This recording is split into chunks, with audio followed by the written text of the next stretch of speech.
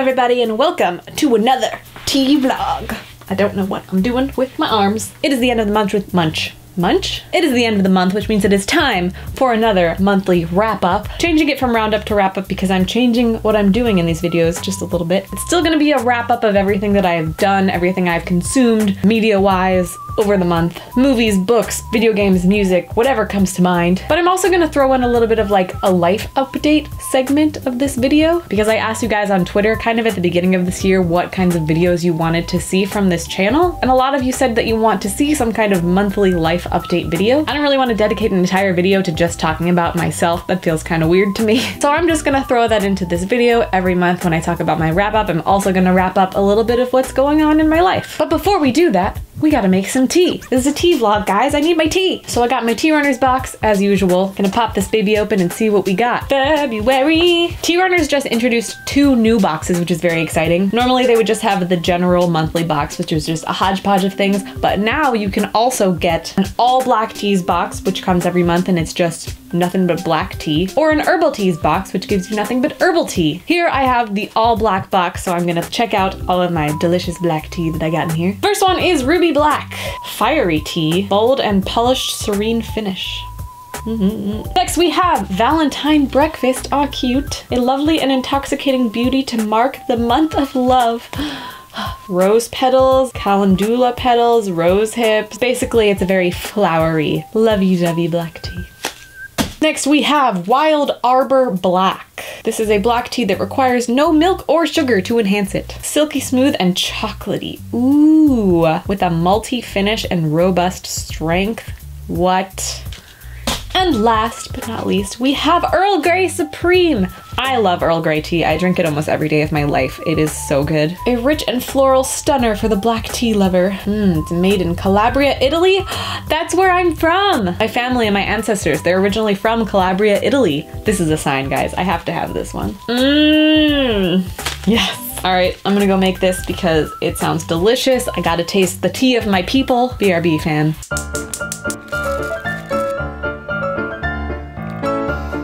It smells so good.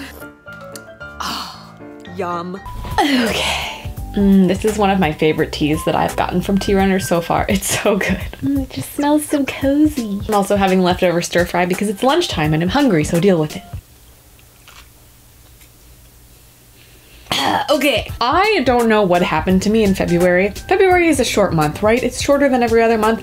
I watched so many things this month. It's like, did I do anything else? Did I do anything? I don't think I did. Okay, where do I usually start? Movies. Movies I didn't actually watch a lot of. I just saw Game Night, which I just reviewed, which you can watch if you want. So since I already reviewed it, I'm just gonna give you the cliff notes. It was a great movie. It was fun. It was awesome. I loved it. There you go. I also watched the movie Wilson, starring Woody Harrelson. It's based on the graphic novel, also called Wilson. It came out like a year ago or like a few months ago. I don't know. It was on demand and I watched it. It was really charming, really cute, really sad, just about this really like unfortunate man who just nobody really likes. It was really sad. Like the trailer made it look like it would be kind of like funny and quirky and charming, which it was, but it was also very depressing and it was a lot to watch when I wasn't expecting to feel any of those things. But I really liked it. I actually loved it. It was really charming. I think you should watch it. Also, Woody Harrelson is just a doll. I just wanted to give him a big hug the whole time. And then of course Black Panther came out this month and it was great and I have a whole review about that you can watch if you want to. It was so good. I loved it. I want to see it again.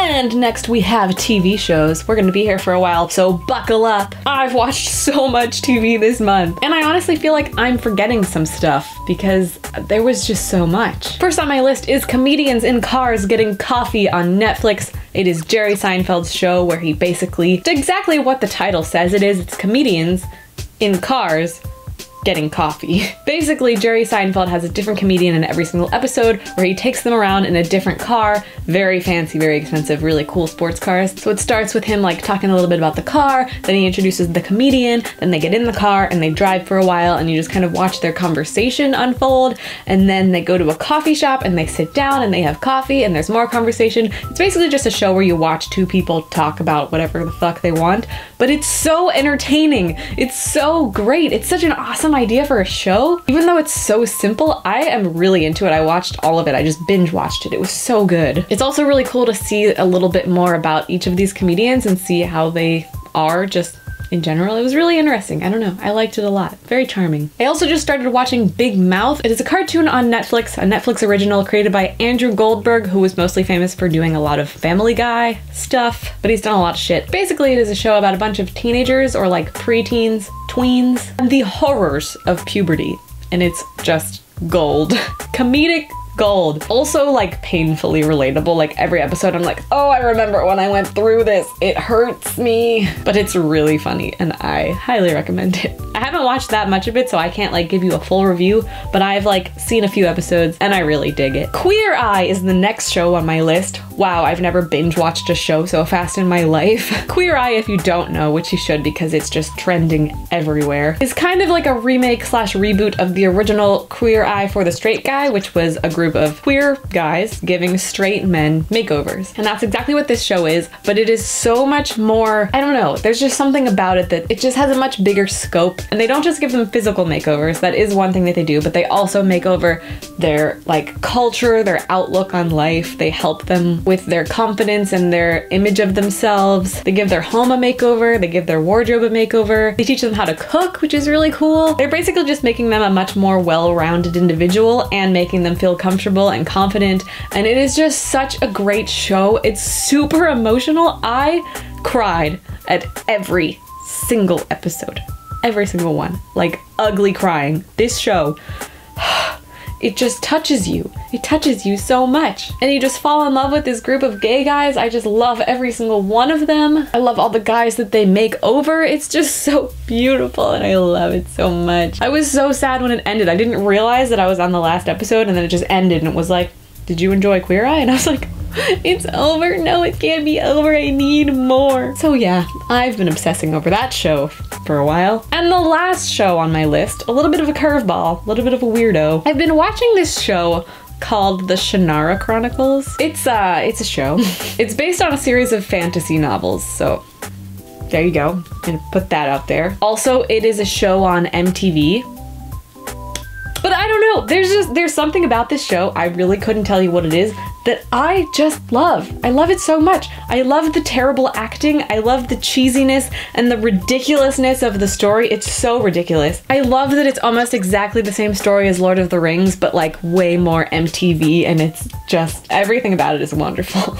It's very, very like intense, nerdy fantasy. Like there are orcs and elves and there's a war and there's like the apocalypse. It's like everything you could possibly imagine in a fantasy is in this. It's kind of like if a little kid were to like write his own fantasy story. There's gonna be flamethrowers and elves and monsters and it's just like, it's so ridiculous. But I cannot stop watching it. I can't. I am stuck. I am so into this show. It's only 2 seasons. I'm almost there. I have like 3 episodes left, so like it's not that big of an investment, but I don't know. I don't know why I like this show so much. It's really, really, it's like the story is actually really good. Like the plot is great. The acting is comically bad. Some of the plot elements are a little bit out there, and it definitely at times feels like a shitty MTV drama, but I don't know, I just really like it. Call it my guilty pleasure, whatever. Judge me, it's great. But that's it for my TV shows. Let's move on to books. So I haven't started reading this yet, but I did pick up the Shannara Chronicles, the book that the show is based on. This is the first one. It's called The Elfstones of Shannara. There's the guy in the show. He's cute. I haven't started reading it yet, but I am kind of, I don't know. I'm interested to see if it's actually the same like story or if it's way different. And like, I feel like a lot of what makes the show kind of bad is the acting, and so this will just be the story. So hopefully it'll be better. I finally finished book 2 in the Mistborn series, which is The Well of Ascension. It was so good. Oh my god, it was so good. I love this series. I'm really loving it. It's taking me so long to read it because I'm also writing a book, and like any time that I would normally spend reading, I'm now spending writing, which sucks. But I finally finished it, yes. Which means now I'm on to book number 3, the last book in the Mistborn series, The Hero of Ages. I haven't started it yet, I kind of took a break, but I'm super excited to start reading it, and I will definitely let you guys know how it is afterwards. I think I'm gonna review the entire series as a whole when I'm done with it, so look out for that. And last we have music. There is one band that I've been listening to a lot this month, and that is Daughter. They're like an indie band that feels very like, it's really chill. It's nice to listen to when I'm just like hanging out, trying not to be stressed out, which is basically me all the time. It's really good background music, but I'm getting really into them because they wrote a ton of songs for the soundtrack of Life is Strange Before the Storm. They literally have an entire album on Spotify called Music from Before the Storm. It's like 13 tracks. It's so good. But one of the reasons I love Life is Strange so much is because the music is amazing, and it feels more like an indie movie than a video game at times, and I think that's why I like it so much. But yeah, I guess I'll move on to video games because I've been playing Life is Strange Before the Storm. I feel like I say that in every single roundup because I will never finish this game. I'm on the last episode of the game, so I'm pretty sure I'm like almost there, but I feel like I'm honestly just so sad thinking about this game ending that I've just been like pushing it off. I'm like, I don't want to play today because it might be my last day. I'm just holding on until it's finally gone. But I love this game. It's so, it just has a special place in my heart. I just really love choose your own adventure games. If you guys have any recommendations of more games like that, let me know in the comments because I'm gonna need something to replace this void in my heart when this game is over. But that's it for my February wrap up. Let me know what you guys have been reading and watching and listening to and playing. Yeah, in the comments below. I would love to see what you guys are enjoying in the world. There's so much to enjoy. Also, just want to let you guys know that I now have a Patreon where you can support me if you choose to do so. No pressure. It is patreon.com/aggressivecomics. Feel free to check it out. There's some pretty cool rewards on there that I threw on there for you. I asked a lot of you guys on Twitter what you wanted for your rewards, so it's kind of based on what you guys want. Hopefully in the future, once I get more patrons, I can have better rewards for you and we can kind of play around and experiment with some cool stuff, and I'm really excited about it. I hope you are too. But until next time, I am Steph Koza, and I will see you in the next video. Bye!